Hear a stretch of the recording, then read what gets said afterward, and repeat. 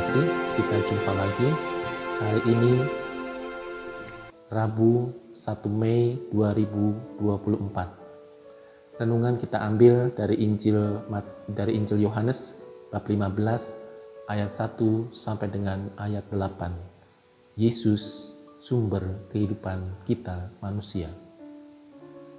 Sahabat Lentera Sabda yang terkasih, tentu segala sesuatu yang diciptakan Tuhan itu mesti mempunyai sumbernya. Sumbernya tidak lain tidak bukan adalah Allah sendiri sebagai Sang Pencipta, Allah Bapa sebagai Allah Pencipta, Allah Putra sebagai penebus ciptaan dari dosa dan kelemahan. Allah Roh Kudus memelihara kita dalam kehidupan dan perjalanan kita di dunia ini dan kehidupan kita kelak di surga. Sahabat Lentera Sabda yang terkasih, kalau kita menjadikan Allah sebagai sumber kehidupan, maka kita tidak boleh jauh dari sumber kehidupan itu, yaitu Allah sendiri. Kita tidak boleh jauh dari Allah. Demikian juga dalam kehidupan kita sehari-hari, kita selalu mengusahakan kebutuhan-kebutuhan hidup kita, bekerja, berkarya. Sebagai contoh misalnya seorang petani. Seorang petani selalu mengusahakan pangan bagi banyak orang. Maka petani itu tidak jauh dari lahan pertanian.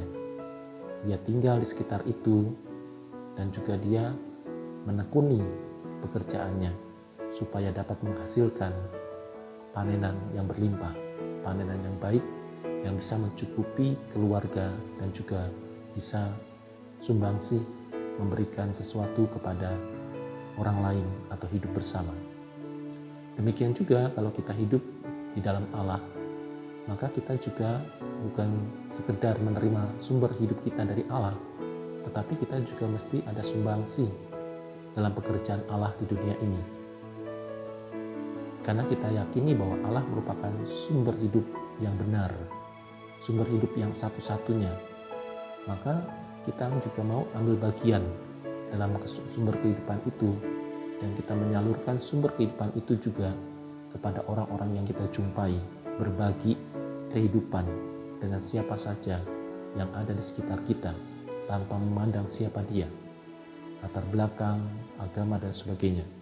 Sehingga dengan demikian sumber kehidupan itu terus mengalir tanpa henti, yaitu Allah sendiri di dalam kehidupan kita.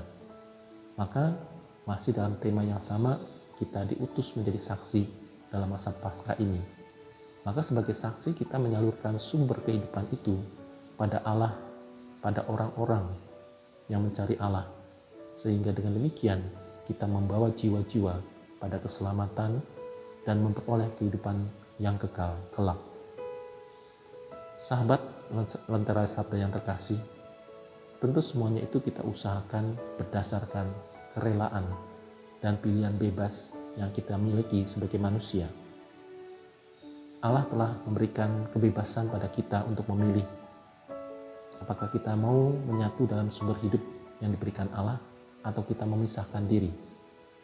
Dan keduanya mempunyai konsekuensi. Ketika kita menyatu dengan sumber kehidupan itu, maka kita akan memperoleh kehidupan kekal. Tetapi ketika kita memisahkan diri, maka kita akan binasa. Sahabat Lentera Sabda yang terkasih, tentu sebagai orang normal, orang waras, dan juga orang beriman, kita memilih Allah sebagai sang sumber kehidupan kita. Bagaimana caranya supaya sumber kehidupan itu terus mengalir dan terus tersalurkan pada orang-orang yang membutuhkan, seperti tadi para petani, dia terus tidak jauh dari lahan pertaniannya. Supaya apa? Supaya dia dapat mengolahnya dengan baik. Demikian juga kalau kita dekat dengan sumber kehidupan kita, yaitu Allah sendiri, maka dalam sumber kehidupan kita itu kita memperoleh banyak sekali rahmat berkat yang berasal dari Allah. Dan pada gilirannya kita juga membagikan itu dalam kehidupan kita bersama, entah itu pikiran kita, ide-ide kita, tenaga, pelayanan, atau apapun yang diperlukan dalam kehidupan bersama. kita menyediakan diri untuk itu. Oleh karena itu, sahabat sahabat yang terkasih, marilah kita terus menyatu pada sumber kehidupan kita, yaitu Yesus Kristus yang membawa kita pada kehidupan abadi.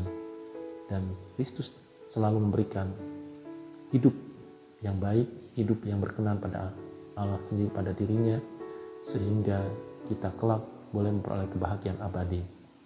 Maka marilah kita berbagi sumber hidup, yaitu sumber hidup abadi, kepada siapapun yang mencari dan juga ingin memiliki Kristus di dalam kehidupannya untuk hidup yang kekal.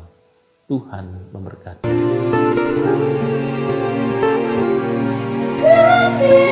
Sabda